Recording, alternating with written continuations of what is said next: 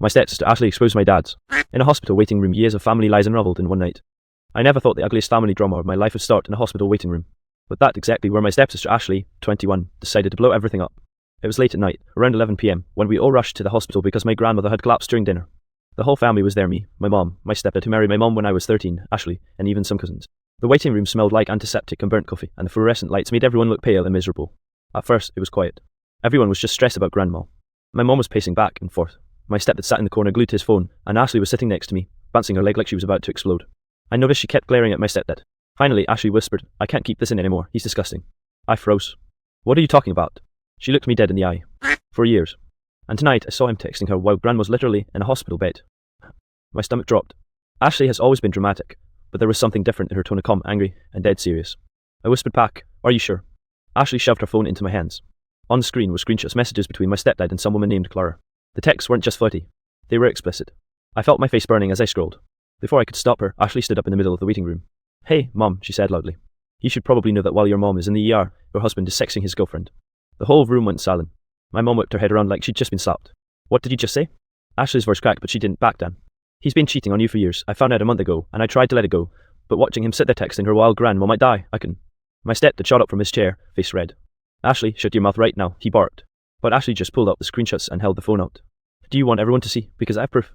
The tension was unbearable. My mom's hands were shaking as she grabbed the phone. She scowled for maybe 10 seconds before gasping like the air had been punched out of her. "You bastard," she whispered it. Then louder, "You absolute bastard." Cousins were pretending not to listen, but obviously staring. Nurses looked over like they weren't sure if they needed to call security. I sat there, frozen, my entire world crashing down. Ashley didn't sit back down. She crossed her arms and glared at him. "You've been lying to all of us, and I'm not covering for you anymore." That was just the beginning. The waiting room turned into a war zone in seconds.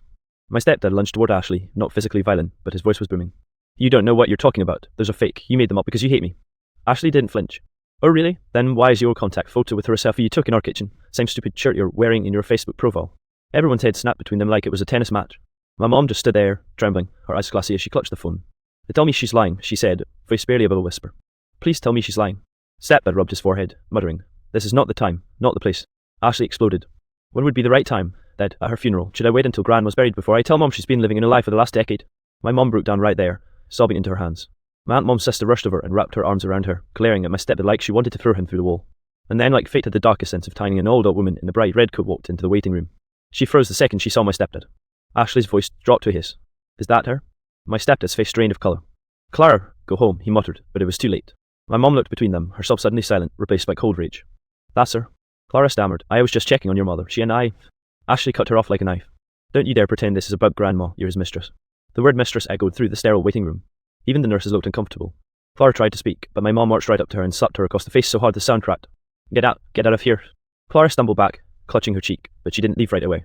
She looked at my stepdad, and the look in her eyes wasn't just guilt, it was familiarity. The kind you can't fake. That's when it really hit me Ashley wasn't exaggerating. This wasn't just some stupid fling. This was full-blown second life. My stepdad tried to grab my mom's arm, but she shoved him off. "How long?" she demanded, her voice shaking with fury. "How long have you been humiliating me?" He didn't answer, which said everything. Ashley, still shaking, whispered, "Since I was 15, I found out when I used his laptop. I didn't know how to tell you, Mom. I thought maybe he'd stop, but he never did." That was the bombshell. Ashley had been carrying this secret for 6 years. My mom's knees buckled, and she collapsed into a chair, looking like she'd aged 20 years in 5 minutes. She didn't even cry this time. She just looked empty. The whole waiting room was dead silent, except for the hum of the vending machine. Then my cousin muttered under his breath, "Jesus Christ, this family is cursed."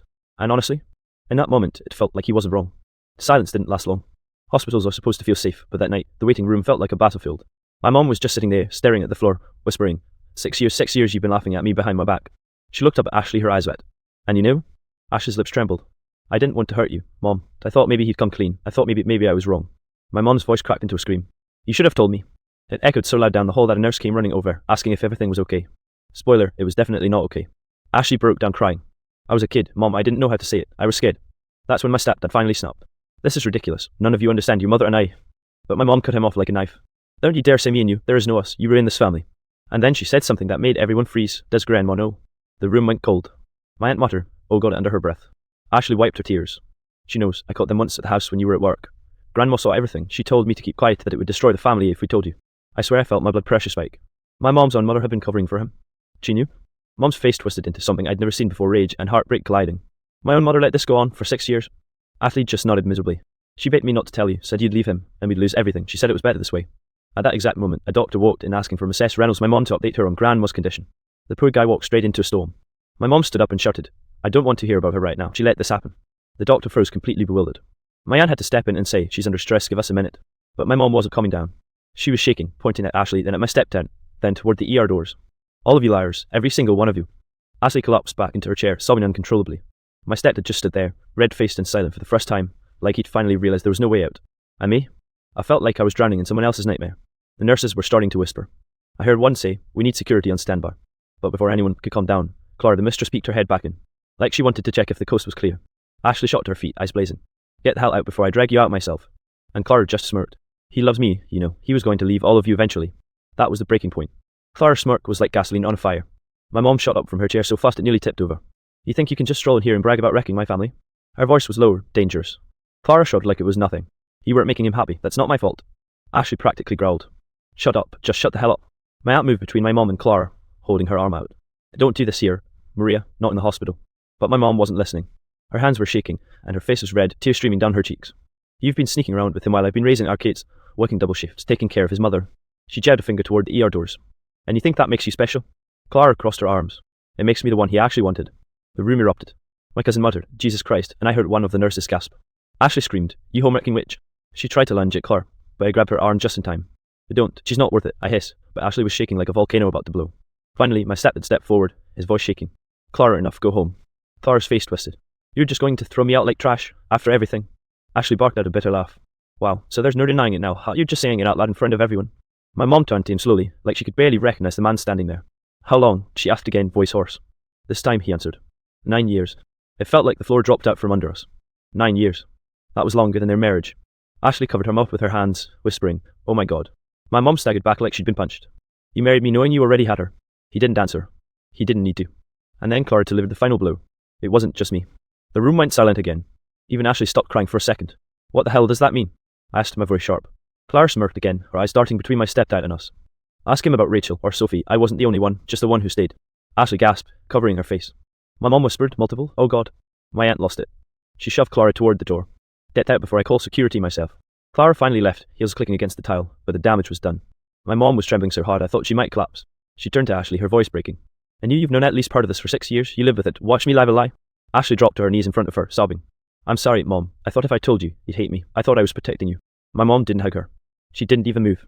She just stared straight ahead like she was staring into the abyss. And all I could think was nothing about our family would ever be the same again. The tension in the waiting room had reached a point where even the buzzing fluorescent lights felt oppressive. My mom sank into a chair again, burying her face in her hands, and Ashley knelt at her side, still trembling. My stepdad tried to step closer, maybe thinking he could salvage something. "Maria, please, I can explain." But she snapped her head up, her eyes blazing. Explain that you've been living a double life for 9 years, that you've been lying to me, to Ashley, to everyone in this room." She stood so fast that her chair tipped over, clattering loudly against the linoleum. "You've made a mockery of this family." I could feel my heart pounding, and my hands shook. I wanted to say something, to scream at him myself, but no words could capture the anger I felt. Ashley finally spoke, voice shaking but determined. "Mom, maybe it's time. Maybe you need to." "Time for what?" My mom snapped. "To forgive him? To let this go?" "No, Ashley, that ship sailed a long time ago." Her eyes started to me. "You too? Right, you've been pretending, acting like everything's normal, while he's betraying us every day, did you know?" I shook my head furiously. "No, I swear, I didn't know." She didn't believe me, and honestly, I didn't blame her. My stepdad, pale and stuttering, tried to defend himself. "I didn't mean for it to go this far. I never stopped loving you." My mom laughed bitterly. "Love? You call this love? 9 years of lies, hidden phone calls, secret trips, a mistress parading into this hospital while my mother's life hangs by a thread." Ashley's hands trembled as she grabbed my mom's. "Mom, we're here. We can handle this together." My mom shook her head. "No, Ashley, some things can't be fixed with holding hands. Some things need consequences, and right now he's going to face them." She pulled out her phone and dialed the liar she'd spoken to a few months ago, but hadn't needed until now. "I want a divorce, effective immediately, and yes, include everything, the house, the accounts, custody arrangements, everything." My stepdad's face went pale. "Wait, you can't just..." "Yes, I can," she cut him off sharply. "And I will. You've made your choices. Now live with them." Ashley's eyes welled up, but she nodded. "Mom, I'll help you. We'll get through this." My mom looked at her, a mix of pride and pain etched across her face. "Thank you, Ashley. I wish I could have seen it sooner. Maybe things would have been different, but at least now, we know the truth." The rest of the family was silent, absorbing the fallout. My aunt gave a shaky nod of support, while my cousins just looked shocked, unsure what to say. Steph had finally slumped into a chair, utterly defeated. Clara wasn't there anymore, but her words still echoed in the room. His empire of lies had crumbled, and there was nothing left to salvage. And in that fluorescent-lit hospital waiting room, amidst the antiseptic smell and the hum of machines, we realised something terrifying. The truth doesn't just hurt, it can destroy the illusion of family you've believed in your entire life. Ashley leaned against me, whispering, "We'll survive this somehow." And for the first time that night, I believed her. The chaos in the hospital waiting room started to settle, but the air was still thick with tension. Nessa's avoided eye contact, and the once busy room now felt like a graveyard for our family's secrets. My mum sat stiffly, phone still in hand, finalising calls with her lawyer. Every now and then, she'd glance at Ashley and me, a flicker of gratitude mixed with exhaustion in her eyes. Ashley finally stood, brushing tears from her cheeks. I should go check on Grandma, make sure she's stable. I nodded, following her down the hallway.